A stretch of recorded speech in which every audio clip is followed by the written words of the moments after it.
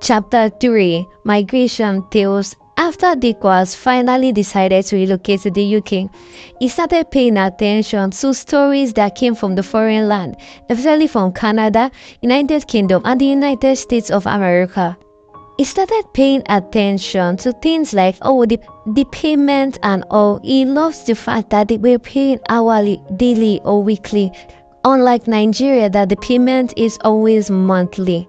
The job schedule over there is really flexible, and you can decide to work multiple jobs even in a day. He even used a Yoruba proverb to describe the scenario, saying, Ogata, Ogauta, Owala Rashape. Translates saying, either the employer gains profit or not, the employee would always receive their own pay at the end of the day.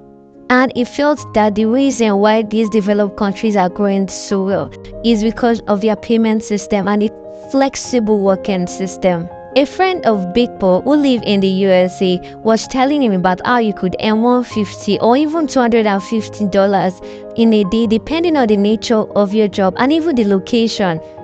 And he learns that you could even work up to 4 days a week. And even Depo was thinking that he and other Nigerians that are dreaming of jackpot, at the end of the month they'll be able to have $2,400.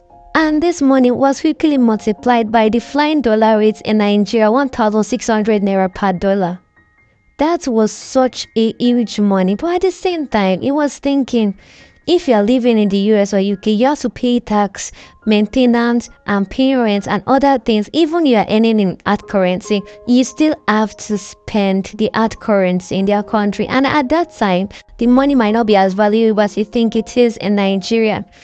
People always think of, okay, at the end of the day, we have to send money back to Nigeria. But it doesn't work that way for everyone.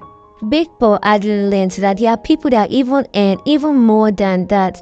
Especially drivers. He said cab drivers actually earn a lot over there, and there was a man that he knew that learned carpentry in Nigeria and became a hot cake abroad, and that is why so many people actually learn different skills before leaving Nigeria.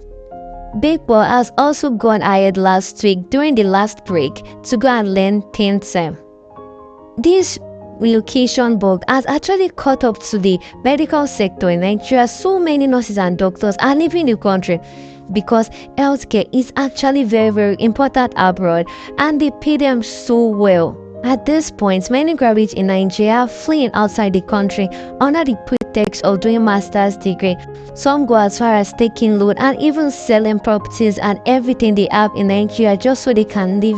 Mr. Big Paul could actually attest to this because there was a teacher, that uncle, who borrowed 2 million naira loan from the school cooperative, and after 2 days he disappeared into the jackpot wind.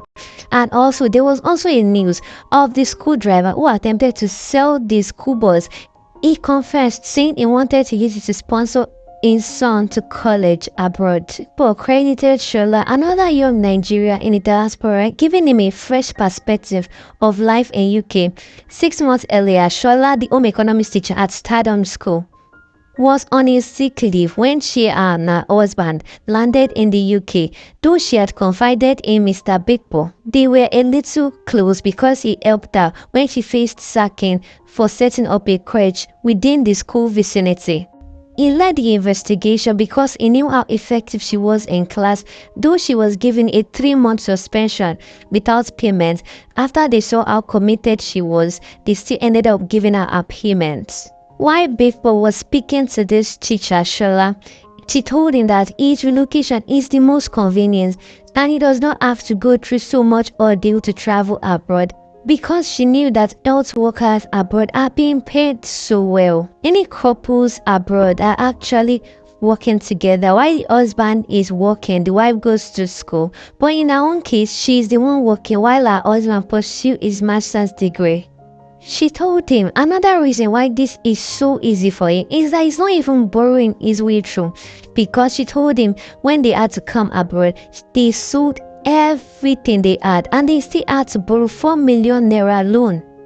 But she said she didn't regret anything because within the space of 6 months that she has been there, she has changed her job more than 3 times. Anytime she got a promising job, she always changes her job. And she told him after 2 years, he does not just have to keep thinking, okay, what's next? How am I going to get my stay or anything? His wife is already there, and their stay will be figured out in no time. For the rest of them, it's a prayer of luck or no luck. Shola said her husband could not afford the rent. That was 1,500 or 1,000 euros in London. So they went ahead to rent an apartment, which was 650 euros in Manchester monthly. She said the space was not quite comfortable, but it actually met their immediate needs. And anytime you buy an home appliance, the more your appliance, the more your bills that you have to pay. And that is how even bigger your tax gets. And she said by traveling by rail from Manchester to London was just about 30 minutes. She spoke about the nice infrastructure abroad, an opportunity for quality education for their children, which parents in Nigeria actually pay millions in stardom schools to get. Dikpo knew about the nice education abroad because his two daughters actually are benefiting from the good educational system. His children, Nikki and Kike, did not pay anything throughout their primary and secondary education. It was when Nikki went to university she started to pay fees. Kike was still in high school during that time. His wife did a wonderful job. She paid the fees at one and both, and there were also educational loans and scholarship that could help those who could not afford fees. These were the ideas that many Nigerians sacrificed for. They want their kids to benefit from this solid plan for children. Shola also said that her children are in school and they don't pay fees, and this is one of the nice privileges they enjoy.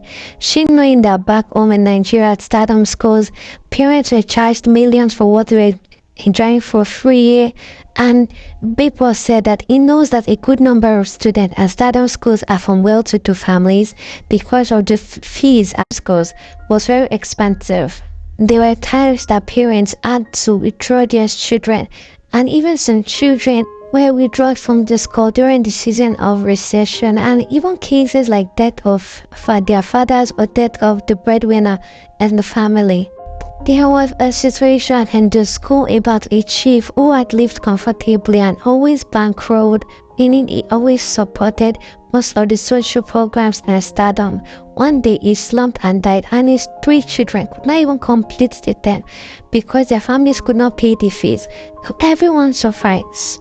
The bank had seized all his properties because they said he was indebted to them. Shola told Big Boy about her experience in the healthcare section in UK, saying that there is free healthcare services and her children goes for checkup twice a month, including dental check. If a child fails to go for the medical checkup, parents are to be held responsible for it.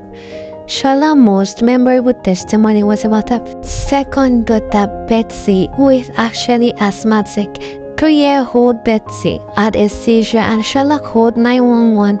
In 5 minutes, 2 ambulances and a car arrived at her home. She was very surprised, and they had conveyed her daughter to the hospital.